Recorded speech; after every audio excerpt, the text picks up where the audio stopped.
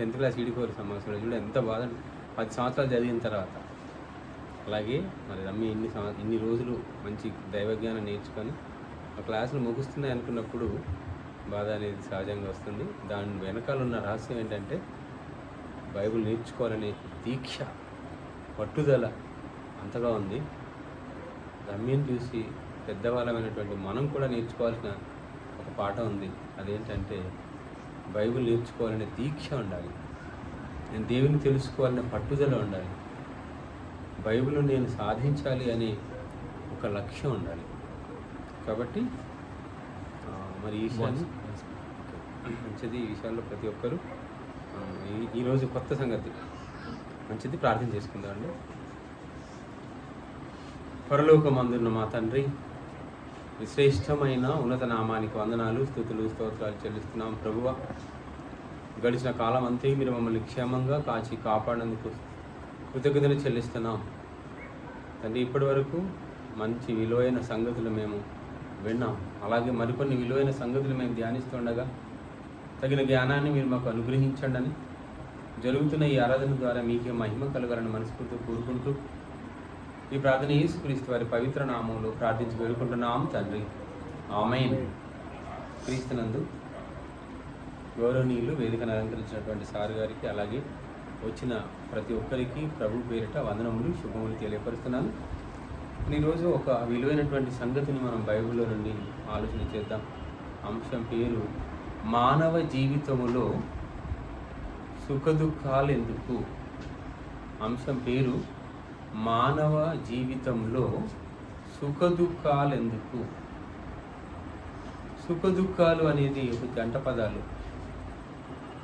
సుఖదుఖాలు అనేది మనం చదువుకుంటామే కానీ జీవితంలో జరిగే యథార్థ సంఘటనలు సుఖము, దుఃఖము. మానవ జీవితంలో దుఃఖము అనేది ఏదో ఒక రోజు తప్పకుండా ఉంటుంది. అంతెందుకు మనిషి పుట్టగానే చేసే పని ఏంటి? ఏడవటం. మనిషి పుట్టుకతోడని ఏం చేస్తాడు? ఏడుస్తాడు. పుట్టుకలో ఏడుపు అంటే దుఃఖంతో ప్రారంభం అవుతుంది జీవితం. ఆ తర్వాతే కేరింతలు, ఆనందం, సంతోషము. ఈ సుఖము, దుఃఖము అనేది రెండు ఒకటి తర్వాత ఒకటి వచ్చే పదాలు అయినా జీవితంలో కూడా జరిగే సంభవించేటువంటి సంఘటనలు సుఖము, దుఃఖము. ఈ సుఖము, దుఃఖములో ప్రజలందరూ కూడా దేన్ని కోరుకుంటారు, దేన్ని ఇష్టపడతారు అంటే అందరూ సుఖాన్ని కోరుకుంటారు. దుఃఖాన్ని కోరుకోవటం చాలా అరుదు. సుఖంగా ఉండాలని చూస్తారు, సంతోషంగా ఉండాలని చూస్తారు, ఆనందంగా ఉండాలని కోరుకుంటారు. దుఃఖంలో ఉండాలని అసలు కోరుకోరు. దుఃఖంతో ఉండాలని ఎవరు ఇష్టపడరు.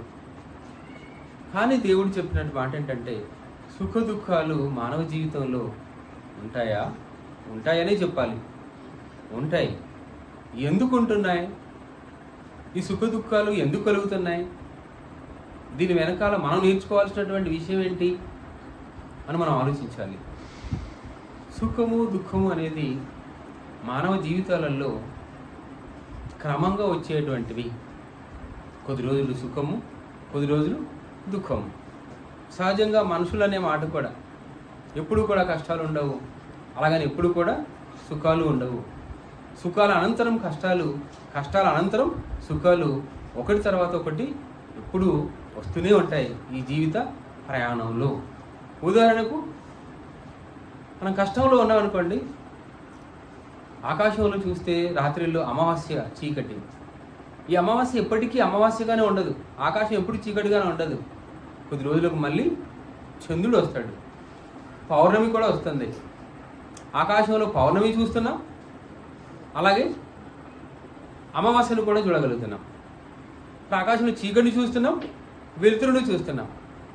అలాగే భూమి మీద కూడా పగలు వెలుతురుని చూస్తున్నాం, రాత్రి చీకటిని చూస్తున్నాం. చీకటితోటి ఆగిపోదు, మళ్ళీ తెల్లవారుతుంది, పగలు వస్తుంది. పగలుతోటే ఆగిపోదు, పగల అనంతరం మళ్ళీ చీకటి వస్తుంది. చూడండి, ఉదయాన్నే లేవగానే మనం తెల్లవారినప్పుడు చూసాం. కానీ ఇప్పుడు ఏమైంది చూడండి, సాయంకాలం అయిపోయింది, చీకటి ప్రారంభం అయిపోయింది. అలాగని చీకటి ఎప్పటికీ ఉంటుందా? కొన్ని గంటల తర్వాత మళ్ళీ పగలు వస్తుంది. ఈ రాత్రులు పగలు ఏ విధంగా అయితే వస్తున్నాయో, అమావాస్య పౌర్ణమి ఏ విధంగా అయితే వస్తుందో, మానవ జీవితంలో కూడా సుఖ దుఃఖాలు సహజంగా వస్తుంటాయి. ఈ సుఖ దుఃఖాల విషయంలో దేవుడు బైబిల్లో రాయించిన ఒక మంచి మాట చదువుకుందామండి. సుఖ దుఃఖాల విషయంలో, మానవ జీవితంలో తరచుగా వచ్చేటువంటి సుఖ దుఃఖాల విషయంలో దేవుడు రాయించిన అద్భుతమైనటువంటి మాటని ఈరోజు మనం ధ్యానించుకుందాం. ప్రసంగి గ్రంథం 7వ అధ్యాయం 14వ వచనం చూద్దామండి. ప్రసంగి గ్రంథం 7వ అధ్యాయం 14వ వచనం చూద్దాం. దేవుడు రాయించినటువంటి విలువైనటువంటి మాటలు. సుఖదినముల యందు సుఖముగా ఉండుము, ఆపదినమందు యోచించుము.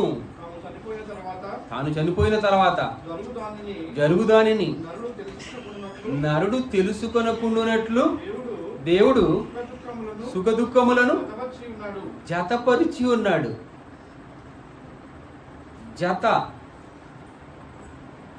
జతపరిచి ఉన్నాడు. ఎవరు జతపరిచారు? దేవుడు. సుఖ దుఃఖాలను మానవ జీవితంలో జతపరిచింది ఎవరు అంటే దేవుడే.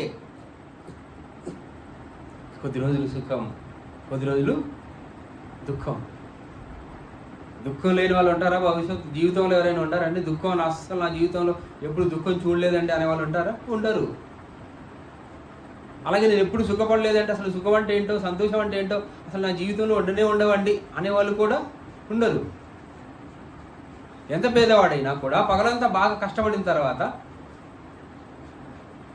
సాయంకాలం సుఖంగా నిద్రపోతాడండి. పగలంతా కష్టపడతాడు, రాత్రి హాయిగా నిద్రపోతాడు. ఉందా అతని జీవితంలో కూడా? పేదవాళ్ళ జీవితంలో కూడా కష్ట సుఖాలు ఉన్నాయా? ఉన్నాయి. సుఖ దుఃఖాలు ఉన్నాయా? ఉన్నాయి. ఈ సుఖ దుఃఖాలను దేవుడు జతపరిచాడట. సుఖ దుఃఖాలను దేవుడే జతపరిచాడు. సుఖం తర్వాత దుఃఖం, దుఃఖం తర్వాత సుఖం, ఇలా ఒకదాని తర్వాత ఒకటి అనేది దేవుడే జతపరిచాడు. ఇది గొప్ప విషయం అండి. మానవ జీవితంలో సంభవించేటివి, ప్రతి మానవ జీవితంలో సంభవించేటివే ఈ సుఖ దుఃఖాలు. అందుకే చాలామంది అనుకుంటారు, కష్టాల్లో ఉన్నప్పుడు ఓదారుస్తారు, ఎప్పుడు ఈ కష్టాలు ఉండవు, మళ్ళీ మీకు మంచి రోజులు వస్తాయి, మీకు మంచి రోజులు వస్తాయని ఓదార్చే వాళ్ళు ఉంటారు. మంచిగా ఉన్నటువంటి వాళ్ళకి కష్టాలు కూడా వచ్చే అవకాశాలు ఉంటాయి. అందుకే సామెతల మన మానవ జీవితంలో, మానవులలో కొంతమంది అంటారండి సామెతలు ఏమని, మనిషి జీవితంలో అప్ అండ్ డౌన్స్ ఉంటాయి, ఎత్తుపల్లాలు ఉంటాయి, ఒడిదుడుకులు ఉంటాయి.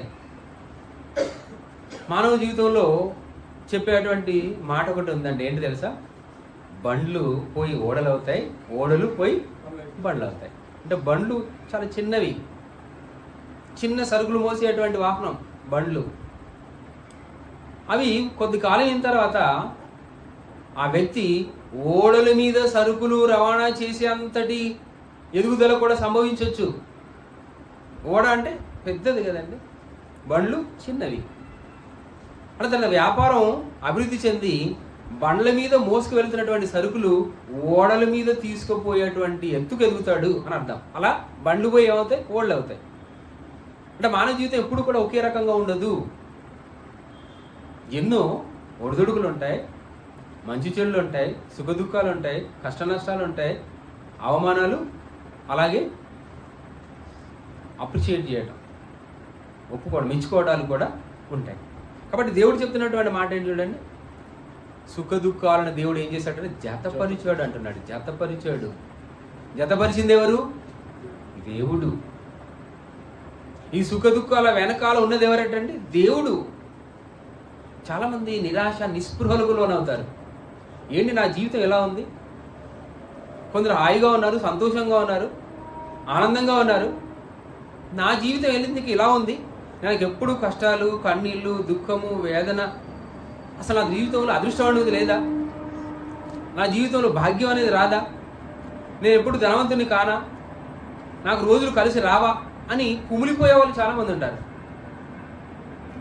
అలాగని ధనవంతులు ఉన్నారనుకోండి, మంచి వాళ్ళు ఉన్నారనుకోండి, వారి జీవితంలో ఎప్పుడు మేలు కలుగుతున్నటువంటి వాళ్ళు కూడా ఉన్నారనుకోండి, ఏదో కొన్ని రోజులకి వాళ్ళకు దరిద్రం వచ్చే అవకాశాలు కూడా ఉంటాయి.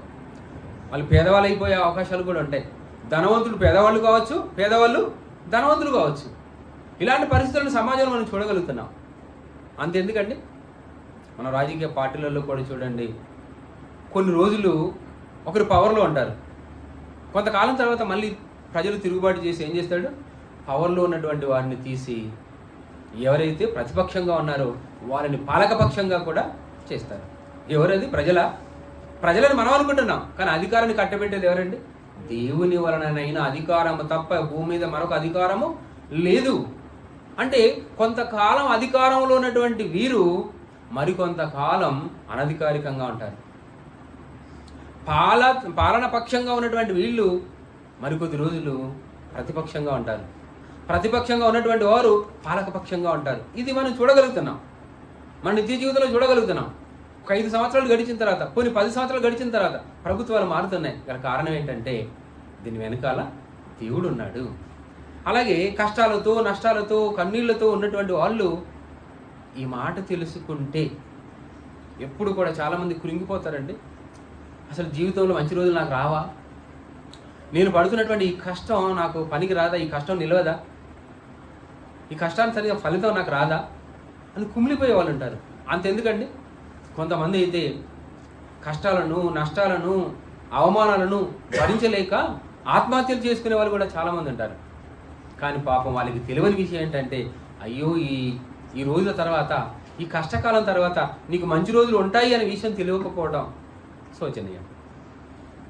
కాబట్టి చూడండి, మనిషి జీవితంలో జతగా దేవుడు చేశాడండి. సుఖ దుఃఖాల దేవుడు జతపరిచాడు. కాబట్టి బైబిల్లో కొన్ని మంచి సందర్భాలను మనం చూడగలుగుతామండి. సుఖపడ్డ వాళ్ళు కష్టపడ్డారని, కష్టపడ్డ వాళ్ళని సుఖపడ్డారు. అలాగే సుఖ దుఃఖాలను అనుభవించినటువంటి వారిని మనం బైబిల్లో కొంతమందిని చూడగలం. ఎగ్జాంపుల్ చూద్దాము. బైబిల్లో మనం చూస్తాం, మీరందరూ బాగా చదివినటువంటి పుస్తకం రూతు పుస్తకంలో రూతు వాళ్ళ అత్తమ్మ పేరు నయోమి భర్త పేరు ఎలీమెలెకు. ఈ ఎలీమెలెకును నయోమి చేసుకున్న తర్వాత దేవుడిచ్చినటువంటి మంచి గర్భఫలాలు 2 కుమారులు అంటారు. కానీ యూదయ దేశంలో బెత్లెహేం గ్రామంలో కరువు రావటం వల్ల ఈ కుటుంబం అంతా కూడా దగ్గరలో ఉన్నటువంటి మోయాబు దేశానికి వెళ్ళడానికి నిశ్చయించుకుంటారు. మోయాబు దేశానికి వెళ్తారండి. కాబట్టి మోయాబు దేశానికి వెళ్ళిన తర్వాత విధిలో కారణంగా ఎలీమెలెకు ఏం చేస్తాడు, చనిపోతాడు. 2 పిల్లలతో వెళ్ళారే, చనిపోతారు. అక్కడ ఉన్న తర్వాత ఈ 2 పిల్లలు పెద్ద అయిన తర్వాత పెళ్ళిళ్ళకి వస్తారు. ఆ 2 కుమారులకు పెళ్ళిళ్ళు చేస్తారు. ఆ తర్వాత కొంతకాలానికి సుమారు 10 సంవత్సరాల తర్వాత జరిగిన పరిస్థితి ఏంటంటే, సంతోషంగా ఉన్నటువంటి వీళ్ళ కుటుంబంలో విషాద ఛాయలు అలుముకున్నాయి. కారణం ఏంటంటే ఆ 2 కొడుకులు కూడా మృత్యువాత పడ్డారు. కాబట్టి ఈరోజు చూడండి, అంటే నయోమి అక్కడికి వెళ్ళిన తర్వాత, మోయాబు దేశానికి వెళ్ళిన తర్వాత కలిసి వచ్చిందా? లేదు. సొంత దేశంలో కరువు తాండవిస్తుంది, పొరుగు దేశంలో దురదృష్టం ఎదురైంది. ఒకటి భర్త చనిపోయాడు, 2 కుమారులు చనిపోయారు. ఆ చనిపోయిన తర్వాత కోడళ్ళు వస్తారా? ఈలోపు మంచి రోజులు వచ్చాయి యూదయ దేశంలో. కాబట్టి మళ్ళీ తిరుగు ప్రయాణం అవుతుంది. అప్పుడు తోటి కోడళ్ళలో 2 ఇంట్లో ఒక కోడలు మాత్రం రావడానికి ఇష్టపడింది అత్తతో. అంటే మనం ఆలోచిస్తుంటే ఇక్కడ నయోమి జీవితంలో అస్సలు సంతోషం ఉందా? నయోమి జీవితంలో ఎన్ని కష్టాలు ఉన్నాయి, కన్నీళ్ళు ఉన్నాయి. ఎన్ని రోజులు ఏడ్చి ఉండాలి? భర్త పోయిన తర్వాత ఎన్ని రోజులు ఏడ్చి ఉండాలి? పిల్లలిద్దరు పోయిన తర్వాత ఎన్ని రోజులు ఏడ్చి ఉండాలి? ఎన్ని రోజులు దుఃఖంలో ఉందండి, ఎన్ని రోజులు దుఃఖ సాగరంలో ఉంటుంది. అలా దుఃఖ సాగరంలో ఉన్నటువంటి నయోమి జీవితంలో చిగురు, దుఃఖంలో ఉన్నటువంటి నయోమి జీవితంలో తనతో పాటు తన కోడలు కూడా వచ్చిందండి యూదయ దేశానికి, బెత్లెహేం ప్రాంతానికి. ఆమె పేరే రూతు. ఆమె తనకు తోడుగా వచ్చినటువంటి పరిస్థితులలో చేదుగా ఉన్నటువంటి ఆమె జీవితం యూదయ దేశంలో ఏమైపోయిందండి, మధురంగా మారిపోయింది. మంచి రోజులు వచ్చాయండి. దుఃఖంతో కుమిలిపోతున్నటువంటి ఆమె ఒక మంచి మనవడు రావటం, ఆ కుటుంబం అంతా కూడా సంతోషంగా ఉండటం, పూర్వ రోజులను జ్ఞాపకం చేసుకొని, అయ్యో నా బ్రతుకులు ఎప్పుడు కూడా కన్నీళ్ళు ఉండేది, వేదన ఉండేది, కానీ దేవుడు నాకు మంచి అదృష్టాన్ని ఇచ్చాడు, మంచి కోడల్ని ఇచ్చాడు, మంచి మనవడిని ఇచ్చాడు అని ఆమె చాలా సంతోషించిందండి. అంటే ఒకప్పుడు దుఃఖంతో మునిగిపోయినటువంటి ఆమెకి సుఖదినాలు వచ్చాయి, సంతోషంగా ఉంది. అలాగే మరొక ఎగ్జాంపుల్, అంటే సుఖ దుఃఖాలను దేవుడు జతపరుస్తున్నాడు అనడానికి మరొక మంచి ఎగ్జాంపుల్ మనకు బాగా తెలిసినటువంటి సందర్భం ఏంటంటే యోసేపు. యోసేపు ఏం చేశాడండి? అన్నలు యోగక్షేమం కోసం వెళ్ళాడు. వెళ్ళిన తర్వాత అన్నలు ఏం చేశారు? పట్టుకొని నీళ్ళు లేని బావిలో పడేశారు. అప్పటి వరకు ఆయన జీవితం ఎలా ఉంది? దుఃఖసాగరంలో ఉంది, మరణాభయంలో ఉంది. ఒక వర్తకులకు అమ్మబడ్డాడు, కుటుంబానికి దూరం అయిపోయాడు, తండ్రికి దూరం అయిపోయాడు, అన్నలకు దూరం అయిపోయాడు, కుటుంబంలో సంతోషం లేదు, ఒంటరి జీవితంలో ఉన్నాడు, పరాయివాడుగా ఉన్నాడు. అలా ఒంటరిగా ఉన్నప్పుడు ఎన్నిసార్లు దుఃఖించి ఉండొచ్చు. అలా దుఃఖంతో ఉన్నటువంటి యోసేపుకు దేవుడిచ్చిన మంచి రోజులు. తర్వాత ఏమైపోయాడండి? ఒక బానిసగా వెళ్ళాడు. ఒక పరాయి దేశంలో నుండి ఒక బానిసగా వెళ్ళాడు. అలాంటి వ్యక్తే ఆ దేశానికి, అనగా ఐగుప్తు దేశానికి ప్రధానిగా మారాడు. ధనాగారం అంతటి మీద అధికారిగా మారాడు. అంటే ఒకప్పుడు దుఃఖంతో ఉన్నటువంటి యోసేపు దేవుడు కృపను బట్టి సంతోషంగా ఉన్నాడండి. దుఃఖ దినాలను ముగించుకున్నాడు, సంతోషంగా ఉన్నాడు, సుఖంగా ఉన్నాడు. రాజవస్త్రాలు ధరించుకున్నాడు, పట్టు పీతాంబరాలు ధరించుకున్నాడు, రాజభోజనం చేశాడు, మంచి కుటుంబం అయింది. అంటే మనం ఆలోచిస్తాం, అంటే ఒక యవనానికి ముందు బాల్యావస్థలో సంతోషంగా ఉన్నాడేమో, కానీ తర్వాత కన్నీళ్ళు, దుఃఖం, కష్టం. కానీ దేవుని కృపను బట్టి మంచి రోజులు వచ్చాయండి. ఆయనకి సుఖపడ్డాడు, ఆనందంగా ఉన్నాడు. అంటే ఆయన జీవితంలో సుఖ దుఃఖాలు అనేటివి జతపరిచాడు దేవుడు.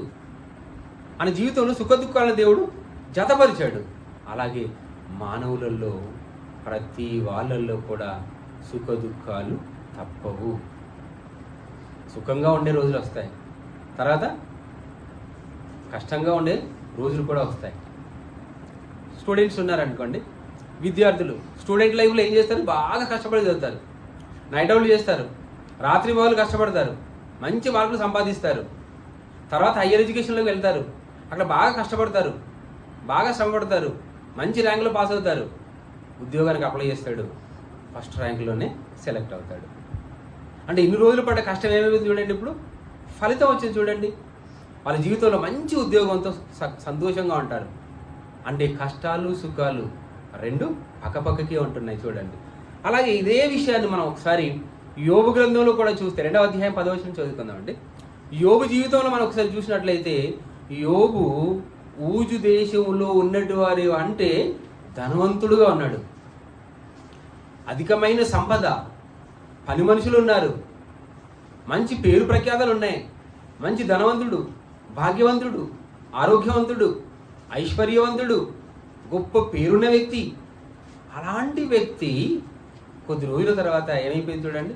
బహుగా సుఖపడుతున్నటువంటి రోజులుగా ఉన్నటువంటి యోబు కొద్ది కాలానికి ఏమైపోయిందండి? తన ఆస్తి అంతా పోయింది. తన కుమారులు వెళ్ళారు, కుమార్తెలు పోయారు, భార్యాభర్తలు మాత్రమే ఉన్నారు. ఇల్లు పాడైపోయింది, ఆస్తిపాస్తులు పోయాయి, గొర్రెల మంద పోయింది, మేకల మంద పోయింది, గంటల మంద పోయింది, ఎద్దులు పోయాయి, పని మనుషులు లేరు, వ్యవసాయం లేదు, పైగా అనారోగ్యం దరిచేరింది, కురుపులతో నిండిపోయాడు. చూడండి ఎంత కఠోరమైనటువంటి పరిస్థితుల్లో ఉన్నాడు. ఒకప్పుడు మంచి ధనవంతుడు, మంచి జీవితం, సుఖ సంతోషాలతో ఉన్నాడు. అలాంటి జీవితంలో వచ్చినటువంటి మార్పు మనం చూడగలుగుతున్నామండి. అక్కడ దయనీయమైనటువంటి పరిస్థితి చూడండి. ఏమన్నాడు? అతని భార్య వచ్చి, అంటే 2వ అధ్యాయం 10వ వచనంలో చదువుకుందాం. భార్య వచ్చి నీవు ఇంకను యథార్థతను వదలకొనివా, దేవుని దూషించి మరణము కమ్మనను. మన పాత్ర ఏంటో తెలుసు, మన జీవితం ఏంటో తెలుసా? మన జీవితంలో దేవుని దూషించడం కాదు, దేవుని మాయంపరచాలి. మన జీవితంలో మన లక్ష్యం ఏంటో తెలుసా? మనం సుఖపడమే కాదు, మన జీవితంలో మన లక్ష్యం ఏంటంటే, మన జీవితం యొక్క లక్ష్యం ఏంటంటే, మన పుట్టుకకున్న పరమార్థం ఏంటంటే, మన పుట్టుక ద్వారా, మన జీవితం ద్వారా, మన సమస్తం ద్వారా దేవుని కీర్తించాలి, దేవునికి మహిమ కలగాలి. దానికి భిన్నంగా భార్య ఏమని చెప్తుందండి? దూషించు అంటుంది. సాటి అయిన సహకారి చెప్పే మాటలు అవేనా? దేవుని దూషించాలా? జన్మనిచ్చిన దేవుని దూషించాలా? జీవితాన్నిచ్చిన దేవుని దూషించాలా? కుటుంబాన్నిచ్చిన దేవుని దూషించాలా? సర్వస్వాన్ని ఇచ్చిన దేవుని దూషించాలా? తప్పు కదా. అందుకే యోబు అంటున్నటువంటి మాటలు చూద్దామండి. ఎంత మంచి మాటలు అంటున్నాడు. అందుకు అతడు మూర్ఖురాలు మాట్లాడినట్టు మాట్లాడుచున్నారు. ఇక్కడ చూడండి, దేవుని వలన మనము మేలును అనుభవించుదుమా, కీడును మనము అనుభవించతగదా. అంటే దేవుని నుండి ఎప్పుడు మేలులే అనుభవిస్తున్నాం, కీడు అనుభవించకూడదా అన్నాడండి. ఇంత గొప్ప మాటలండి అవి. మన జీవితంలో సుఖాలు ఉన్నాయి. ఏం చేసావు అప్పుడు? మన జీవితంలో మంచి సుఖదినాలు ఉన్నాయి కదా. కష్ట సుఖాలు వస్తాయి, సుఖ దుఃఖాలు వస్తాయి. మన జీవితంలో సుఖ దుఃఖాలు వస్తాయి. సుఖంగా ఉన్నప్పుడు, మనకు హోదా ఉన్నప్పుడు, మన ఆస్తిపాస్తులు ఉన్నప్పుడు ఏమన్నావు? చూడండి, భార్య ఏం చేయాలంటే ధైర్యపరచాలి, ఓదార్పు ఇవ్వాలి, సాటిన సహకారాన్ని అందించాలి. దానికి బదులు ఏం మాట్లాడుతుందో చూస్తున్నాం. కానీ యోబు గారు అంటున్నటువంటి మంచి మాట చూడండి. ఏమంటున్నాడు? దేవుని వలన మేలును అనుభవిస్తున్నటువంటి మనము కీడును అనుభవించతగదా. ఎంత మాట అండి, ఎంత మంచి మాట అండి. మంచి జ్ఞాని, మంచి పండితుడు, మంచి భక్తుడు. యోబును దేవుడు ఏమని సంబోధించాడు? భక్తుడు అని సంబోధించాడు. మంచి భక్తుడు. మంచి భక్తుడు ఎప్పుడు ఏం చేస్తాడండి? కష్టాలలో కూడా దేవుని స్తుతిస్తాడు. తర్వాత మంచి రోజులలో కూడా దేవుని స్తుతిస్తాడు. చాలామంది ఏం చేస్తారు? కష్టాలు వచ్చాయనుకోండి, అయ్యో దేవా దేవా దేవా అని అంటారు. మన కష్టాలు పోయిన తర్వాత, మంచి రోజులు వచ్చిన తర్వాత దేవుని మర్చిపోతారు. సహజంగా లోకంలో జరిగే తీరేంటో తెలుసా అండి?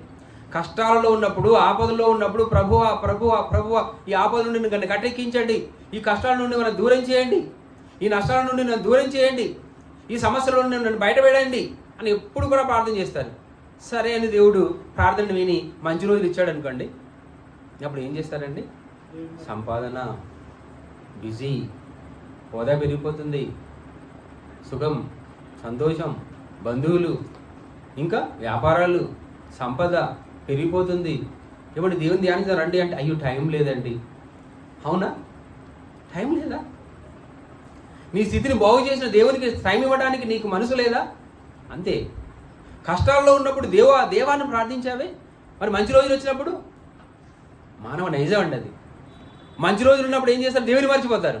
కష్టాల్లో ఉన్నప్పుడు దేవా అంటారు. అది భక్తుల లక్షణం కాదు. అందుకే యోబులో ఉన్న మంచి లక్షణం ఏంటంటే, సంపన్న స్థితిలో దేవుణ్ణి స్తుతించాడు, పేద స్థితిలో కూడా దేవుణ్ణి స్తుతించాడు, సంతోషంగా ఉన్నప్పుడు దేవుణ్ణి స్తుతించాడు, కన్నీళ్ళు కష్టాలతో ఉన్నప్పుడు కూడా దేవుణ్ణి స్తుతిస్తున్నాడు. దేవుణ్ణి నిందించడం లేదండి. నిందించమని చెప్పినా కూడా యోబు నిందించడం లేదు. అందుకే మనము దేవుని చేత మేలు అనుభవించ తగును, కానీ దేవుని చేత కీడును అనుభవించ తగదా. గొప్ప మాట అండి. ఆ మాట భక్తులు మాత్రమే అనగలుగుతారు. కాబట్టి సుఖ దుఃఖాలు అనేది మానవ జీవితంలో దేవుడే జతపరిచాడు. కొన్ని రోజులు వెలుగు, కొన్ని రోజులు చీకటి, కొన్ని రోజులు మంచి, కొన్ని రోజులు అవమానాలు జరుగుతూ ఉంటాయి. కొన్ని రోజులు పొగడ్తలు, కొన్ని రోజులు అవమానం, కొన్ని రోజులు పదవి, కొన్ని రోజులు పదవి విచ్చిత్తి జరుగుతుంది. కొన్ని రోజులు మంచి ఆరోగ్యం ఉంటుంది, కొన్ని రోజులు అనారోగ్యం ఉంటుంది. వీటన్నిటిని కూడా మనం ఎదుర్కోవాలి, వీటన్నిటిని కూడా మనం బ్యాలెన్స్ చేయాలి, వీటన్నిటిని కూడా మనం సహించాలి. మంచి రోజులను ఎలాగైతే అనుభవిస్తున్నామో, చెడు రోజులను కూడా, కష్టకాలను కూడా సహించాలి, ఓపికతో సహించాలి. దేవుని మీదటువంటి భక్తి సన్నగిలకూడదు. మంచి చేసినప్పుడు దేవుని పోగొట్టడం, కష్టాలు వచ్చినప్పుడు దేవుని నిందించడం మానవ నైజం, కానీ ఇది తప్పు. సుఖ దుఃఖాలను దేవుడే జతపరుస్తున్నాడు. అందుకే మరొక మంచి మాట చదువుకుందామండి. 1 పేతురు 3వ అధ్యాయం 8వ వచనం. పేతురు రాసిన 3వ పత్రిక 3వ అధ్యాయం 8వ వచనం చదువుకుందాం. 1 పేతురు 2వ అధ్యాయం 3వ వచనం. 3వ అధ్యాయం 8వ వచనం. 1 పేతురు 3వ అధ్యాయం 8వ వచనం చూద్దామండి. దేవుడు ఏమని రాయించాడు చూద్దాము. తుదకు మీరందరూ ఏక మనస్కులై ఒకరి సుఖ దుఃఖములయందు ఒకరు పాలుపడి సహోదర ప్రేమ గలవారును కరుణాచిత్తులను వినయ మనస్కులై ఉండుడి. అంటే ఒక్కొక్క సుఖ దుఃఖాలలో ఒకరు ఎలా ఉండాలండి? పాలువారిగా ఉండాలట. దేనిలో పాల్పడాలి? మన సహోదరుడు దుఃఖంలో ఉన్నప్పుడు మనం పాలువారిగా ఉండాలంటే అర్థం ఏంటంటే సహోదరుడు దుఃఖంలో ఉన్నప్పుడు, సహోదరి దుఃఖంలో ఉన్నప్పుడు మనం కూడా దుఃఖంలో ఉండాలి. లోకంలో అలా జరుగుతుందండి. ఎదుటి వాళ్ళు ఎంత దుఃఖంతో ఉంటే మనకు అంత సంతోషం, అంతేనా? ఎదుటి వాళ్ళు ఎంత ఏడుస్తూ ఉంటే వీళ్ళకి అంత సంతోషం అండి. ఎదుటి వాళ్ళు ఎంత సంతోషపడితే వీళ్ళకి అంత బాధ అండి. అందుకనేమో కొంతమంది ఆ వాహనాల వెనకాల రాస్తారండి. ఏమని రాస్తారు తెలుసా? నన్ను చూడ్చి ఏడు. మళ్ళీ ఇంకొకటి ఏమంటే తెలుసా? నీ ఏడుపే రాకు, ఆహా నీ ఏడుపే రాకు దీవెన. ఏంటంటే సమాజంలో చూస్తున్నాం మనం. కానీ దేవుడు ఏమని చెప్తున్నా తెలుసా అండి? ఎదుటి వాళ్ళు బాధపడ్డప్పుడు నువ్వు బాధపడు, ఎదుటి వాళ్ళు కన్నీళ్ళు విడుస్తున్నప్పుడు నువ్వు కన్నీళ్ళు విడు, ఎదుటి వాళ్ళు నీ సహోదరుడు దుఃఖిస్తున్నప్పుడు నువ్వు కూడా దుఃఖించు, సహానుభూతి ప్రదర్శించు, వాళ్ళకు నువ్వు ఓదార్పు నువ్వు. అది చెప్తున్నాడండి. వాళ్ళ కష్టాల్లో ఉన్నప్పుడు, నష్టాల్లో ఉన్నప్పుడు వాళ్ళ బాధను ఓదార్చు. నీవు కూడా వాళ్ళ మనసులో వెళ్ళు. దుఃఖాలతో ఉన్నప్పుడు నువ్వు కూడా దుఃఖపడు, వాళ్ళు ఆనందిస్తున్నప్పుడు నువ్వు ఆనందించు, వాళ్ళ కష్టపడుతున్నప్పుడు నువ్వు కష్టపడు, వాళ్ళు ఏడుస్తున్నప్పుడు నువ్వు ఏడు. అదేనండి బైబిల్లో దేవుడు చెప్తున్న అద్భుతమైనటువంటి మాట. కానీ ఇప్పుడు ర్యాగింగ్ ఎలా ఉందండి? ర్యాగింగ్ ఎలా ఉంది? స్కూల్స్లో, కాలేజెస్లో ర్యాగింగ్. ఏంటి ఆ ర్యాగింగ్? అది ఎదుటి వాళ్ళని హింసించడం, ఎదుటి వాళ్ళని బాధ పెట్టడం, వీళ్ళు ఆనందించడం. ఎదుటి వాళ్ళు ఎంతగా ఏడుస్తే వాళ్ళకి అంతగా బాధ, ఎదుటి వాళ్ళని ఎంతగా హేళన చేస్తే వాళ్ళకి అంతగా బాధ అండి. ఇది రాక్షసత్వం. ర్యాగింగ్ ఏంటది? రాక్షసత్వం. కానీ దేవుడు అలా చెప్పడం లేదు. ఏమంటున్నాడో తెలుసా? నీ సహోదరుడు బాధతో ఉన్నప్పుడు, దుఃఖంతో ఉన్నప్పుడు నువ్వు కూడా దుఃఖంలో ఉండు. వాళ్ళ సుఖ దుఃఖాల్లో నువ్వు పాలువాడుగా ఉండు. వాళ్ళు సుఖంగా ఉంటే నువ్వు ఆనందించు, వాళ్ళు బాధపడితే నువ్వు బాధపడు, వాళ్ళు ఏడుస్తే నువ్వు ఏడు, వాళ్ళు దుఃఖంతో ఉంటే నువ్వు దుఃఖంతో ఉండు, వాళ్ళకి పాలువారుగా ఉండు అని దేవుడు ప్రబోధిస్తున్నాడు. గొప్ప మాట అండి. మంచి మనసు ఇది, మంచి మనసు అండి. తన సహోదరులను మనం ఆదరించాలి. మన సహోదరులు కష్టాల్లో ఉంటే మనం వాళ్ళని ఓదార్చాలి.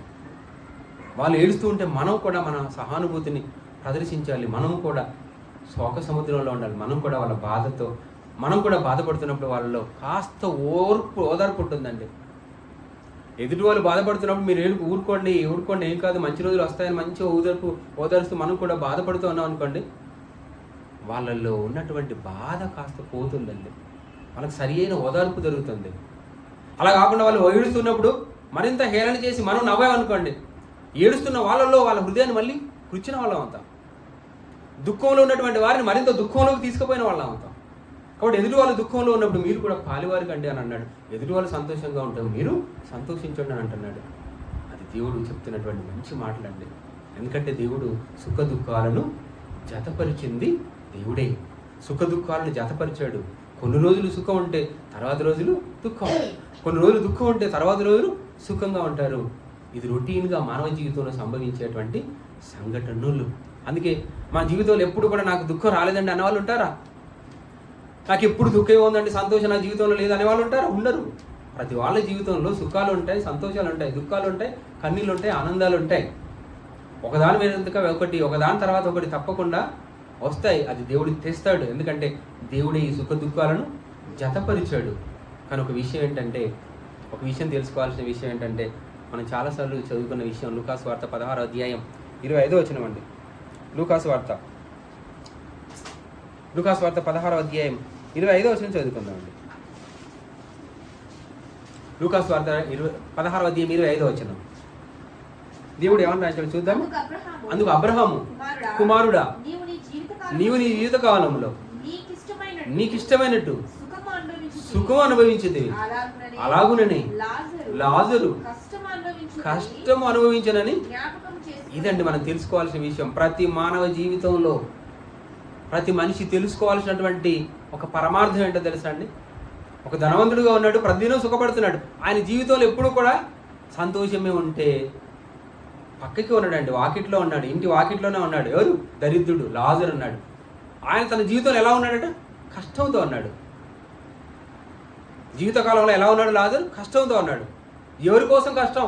దేవుని కోసం కష్టపడ్డాడు. ధనవంతుడు ఏం చేశాడు? సుఖపడుతున్నాడు. ఎవరి కోసం? తన స్వంతగా సుఖపడుతున్నాడు. ఆనందించడానికి సుఖపడుతున్నాడు, బహుగా సుఖపడుతున్నాడు, ప్రతిదినము సుఖపడుతున్నాడు. కానీ విషయం ఏంటంటే తనువు చాలించిన తర్వాత సుఖపడ్డ వ్యక్తి కష్టపడుతున్నాడు. తనువు చాలించిన తర్వాత కష్టపడ్డ వ్యక్తి సుఖపడుతున్నాడు. అబ్రహాము రొమ్మున ఆనుకొనుటకు కొనుపోబడును, అక్కడ ఎలా ఉన్నాడు? నెమ్మదిగా ఉన్నాడండి, నెమ్మదిగా ఉన్నాడు. లాజరేమో అబ్రహాము రొమ్మున నెమ్మదిగా ఉన్నాడు, ధనవంతుడేమో అగ్నిలో కాలుతున్నాడు. గల కారణం ఏంటో తెలుసా? భూమి మీద ఉన్నప్పుడు ధనవంతుడేమో సుఖపడ్డాడు, లాజరేమో కష్టపడ్డాడు. కష్టపడ్డ వ్యక్తి శాశ్వతంగా సుఖపడుతున్నాడు. సుఖపడ్డ వ్యక్తి, అల్పకాలము సుఖపడ్డ వ్యక్తి నరకాగ్నిగుండంలో శాశ్వతంగా కాలుతున్నాడు. అదేనండి, అందుకే మోషే ఏమన్నాడు? అల్పకాలము పాపభోగము అనుభవించుట కంటే దేవుని ప్రజలతో శ్రమ అనుభవించుట మేలని యోచించి ఫరో కుమార్తె యొక్క కుమారుడు అనిపించుకున్నటకు ఒప్పుకొనలేదు. పైగా క్రీస్తు విషయమైన నింద గొప్ప భాగ్యం అని తలించాడండి. నింద గొప్ప భాగ్యం అని తలుస్తారా? తలిచాడు మోషే. అదండి మానవులుగా తెలుసుకోవాల్సినటువంటి విషయం. అల్పకాలం, ఈ భూమి మీద ఉన్నటువంటి సుఖం అనేది అల్పకాలము, శాశ్వత కాలం కాదు. ఈ భూమి మీద ఉన్నటువంటి సుఖం అనేది శాశ్వత కాలం కాదు. ఈ భూమి మీద ఎప్పుడు కూడా మనం సుఖపడడానికి ఇష్టపడితే, ప్రతి దినము సుఖపడడానికి ఇష్టపడితే, ప్రభు కోసం కష్టపడకపోతే, ప్రతి దినము ధనవంతుడిలా సుఖపడడానికి ఇష్టపడితే, ప్రతి దినము సుఖపడితే, దేవుణ్ణి మర్చిపోయి దేవుని కొరకు కష్టపడకపోతే ధనవంతుడు వెళ్ళిన చోటికి వెళ్ళవలసి వస్తుంది. జాగ్రత్త. అలాగే లాజరు ప్రతిదినము కష్టపడుతున్నాడు, దేవుని కొరకు కష్టపడుతున్నాడు, దేవుని కుమారుడిగా కష్టపడుతున్నాడు. భూమి మీద సుఖాన్ని పక్కకు పెట్టి కష్టపడ్డ వ్యక్తి జీవిత అనంతరం శాశ్వతంగా ఆనందంలోకి వెళ్తాడు, పరిపూర్ణ ఆనందంలోకి వెళ్తాడు, శాశ్వత సంతోషంలోకి వెళ్తాడు, శాశ్వత సుఖంలోకి వెళ్తాడు. ఈ నిజాన్ని మనం ప్రజలు తెలుసుకోవాలండి. ఈ భూమి మీద ఎవరైతే ప్రభు కోసం కష్టపడతారో, ఈ చిన్న జీవితంలో ఎవరైతే ప్రభు కోసం కష్టపడతారో, అలా ప్రభు కోసం కష్టపడ్డ వాళ్ళు శాశ్వత సుఖంలోకి వెళ్తారు. ఎవరైతే ఈ భూమి మీద తనకు తనువునిచ్చిన ప్రభువును కూడా మర్చిపోతారో, దేవుడు ఉన్నాడనే సంగతిని మర్చిపోతారో, ఎప్పుడు సుఖపడడానికి ఇష్టపడతారో, ఈ శరీరంతో దేవుని పని చేయకుండా నిత్యము సుఖభోగాలతో ఆనందంగా ఉంటారు, సంతోషంగా ఉంటారు, అసలు దేవుని కొరకు కష్టపడరు, అలాంటి వాళ్ళు తనువు చాలించిన తర్వాత శాశ్వత నరకంలోకి వెళ్ళిపోతారు. ఇది ప్రతి మనిషి జీవితంలో సంభవించబోయే భవిష్యత్ జ్ఞానం, దేవుడు ప్రకటిస్తున్నటువంటి జ్ఞానం. కాబట్టి ఈ భూమి మీద ఉన్నటువంటి కష్టాలను చూసి భయపడకూడదు, మనుషుల జీవితాల్లోకి వస్తున్నటువంటి కష్టాలను చూసి భయపడకూడదు.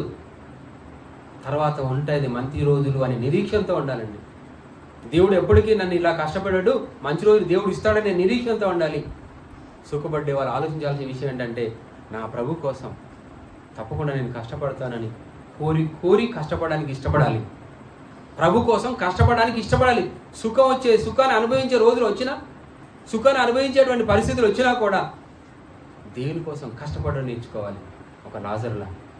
కాబట్టి భూమి మీద ఎవరైతే దేవుని కోసం కష్టపడతారో తర్వాత శాశ్వత సుఖంలోకి వెళ్తారు, పరలోకాన్ని అనుభవించడానికి వెళ్తారు. దేవుణ్ణి మరచి, దేవుణ్ణి విడిచి ఎవరైతే సర్వ సుఖాల కొరకు ప్రాధేయపడతారో, ప్రాకులాడతారో, అలాంటి వారు తనువు చాలించిన తర్వాత శాశ్వత నరకంలోకి వెళ్తారు. ఇక చివరి కొసమెరుపుగా చెప్పాల్సినటువంటి భావం ఏంటంటే, ఈ భూమి మీద దేవుడు మనుషులకు కష్ట సుఖాలను జతపరిచాడు, సుఖ దుఃఖాలను జతపరిచాడు. అలా కారణం ఏంటంటే, భవిష్యత్తులో ఈ లోకం అనంతరం మరొక లోకంలో కూడా సుఖ దుఃఖాలు ఉన్నాయి అనే జ్ఞానోదయం కలగటానికి శాంపిల్గా ఈ చిన్న జీవితంలో సుఖం, ఈ చిన్న జీవితంలో కష్టం, ఈ చిన్న జీవితంలో సుఖం, ఈ చిన్న జీవితంలో దుఃఖం దేవుడు పెడుతున్నాడు. కారణం ఏంటో తెలుసా? రాబోయే జీవితంలో శాశ్వత జీవితం ఒకటి ఉంది, అక్కడ శాశ్వత కష్టం ఉంది, శాశ్వత దుఃఖం ఉంది, అలాగే శాశ్వత సుఖం ఉంది, శాశ్వత ఆనందం ఉంది. ఆ శాశ్వత ఆనందం కోసం, శాశ్వత నెమ్మది పొందే జీవితం కోసం ఈ భూమి మీద వస్తున్నటువంటి కష్ట సుఖాలను నీవు తట్టుకుంటావా? లేక వచ్చిన కష్టాలను నువ్వు చూసి భయపడి ఆత్మహత్య చేసుకొని పిరికోడిగా మారిపోతావా? తప్పు. ఆత్మహత్య చేసుకోవడం నేరం, ఆత్మహత్య చేసుకోవడం తప్పు. కష్టాలకు నిలబడాలి, కన్నీళ్లకు నిలబడాలి, అవమానాలకు తట్టుకోవాలి. ఎలాంటి కష్టకాలనైనా, ఎలాంటి పరిస్థితులనైనా తట్టుకోగలగాలి, పరిస్థితులను ఎదుర్కోగలగాలి, విజయం పొందాలి. దేవుడు ఉన్నాడు, అనే నిరీక్షణ ఉండాలి. ఆ దేవుడు ఎప్పుడు కూడా నన్ను కష్టాల్లోనే ఉంచాడు, మంచి రోజులు నాకు ఇస్తాడు అని నిరీక్షణలో ఉండగలగాలి. అలా ఉండటానికి ఎగ్జాంపుల్ యోబు జీవితం, అలా ఉండడానికి ఎగ్జాంపుల్ యోసేపు జీవితం, అలా ఉండడానికి మంచి జీవితం నయోమి జీవితం. వారి జీవితాల్లో చిగురించాయి, మంచి రోజులు వచ్చాయి. కనుక మన జీవితంలో కూడా ఒకవేళ ఇప్పుడు కష్టాలతో ఉన్నావా, కన్నీళ్లతో ఉన్నావా, వేదలతో ఉన్నావా, తప్పకుండా దేవుడు నీ జీవితాన్ని బాగు చేస్తాడు, నీకు ఆనందాన్ని నింపుతాడు, నీకు సంతోషాన్ని ఇస్తాడు అనే నిరీక్షణతో ఉండు. లేదా ఎప్పుడు సంతోషంగా ఉన్నావా, సంతోషం, ఆనందంగా ఉన్నావా, సంతోషం. కానీ దేవుడి కొరకు కష్టపడడానికి ఇష్టపడాలి. అప్పుడే దేవుడు శాశ్వత సుఖాన్ని ఇస్తాడు, శాశ్వత ఆనందాన్ని ఇస్తాడు అని మీ అందరికీ మనం చేస్తూ ఈ మాటలు ఇద్దరితో ముగిస్తున్నాను. Thank you everybody. Thank you అనడానికి ప్రార్థన చేసుకుందాం. పరలోకమందున్న మా తండ్రి, మీ శ్రేష్టమైన ఉన్నత నామానికి వందనాలు, స్తుతులు, స్తోత్రాలు చెల్లిస్తున్నాం. ప్రభువా, ఈ జీవితంలో సుఖ దుఃఖాలను మేము చూడగలుగుతున్నాం, కష్ట నష్టాలను మేము చూడగలుగుతున్నామేమో. ప్రభువా, ఈ జీవిత అనంతరం మహా వేదన ఉంది అని, అదే నరకాగ్ని గుండం అని, ఈ జీవితం అనంతరం మహా సుఖ ప్రదేశం ఉంది, అదే పరలోకం అని. ఆ పరలోకం వెళ్ళటానికి భూమి మీద కష్టపడడానికి ఇష్టపడే మనసునివ్వండి, మీ కొరకు కష్టపడే మనసునివ్వండి. సుఖ దుఃఖాలు జతపరిచారని, ఆ సుఖం తర్వాత దుఃఖం, దుఃఖం తర్వాత సుఖం అనేది ఆల్టర్నేట్గా వస్తుంది అనే విషయం తెలుసుకున్న మేము మీ పట్ల ఆధారపడి ఈ చిన్న జీవితాన్ని సుఖ దుఃఖాలతో, కష్ట నష్టాలతో, అవమానాలతో, పొగడుతలతో గడిపిన మీరున్న లోకాన్ని చేరుకోవడానికి ఈ భూమి మీద సాధన చేయడం కృప చూపండి. మీ సహాయాన్ని మాకు అనుగ్రహించండి. స్థానిక సంఘాన్ని దీవించి ఆశీర్వదించి అభివృద్ధిపరచండి అని, బలహీనులను బలపరచండి అని, దుఃఖంలో ఉన్నటువంటి వారికి ఆనందాన్ని ఇవ్వండి అని, ఆనందంలో ఉన్నటువంటి వారికి పరలోక ఆనందాన్ని ఇచ్చేటువంటి గొప్ప వరం అందరికీ అనుగ్రహించండి అని, ఈ సుఖ దుఃఖాలు మీరిస్తున్న వరంగా భావించుకుంటూ తండ్రి మా జీవితంలో మీ కొరకు శ్రమపడి కష్టపడి తండ్రి ఇష్టంగా మీ వద్దకు వచ్చేటప్పుడు కృప చూపండి అని ఈ ప్రార్థన యేసుక్రీస్తు వారి పవిత్ర నామంలో ప్రార్థించి వేడుకుంటున్నాం తండ్రి. ఆమేన్. అందరికీ వందనాలు. Thank you.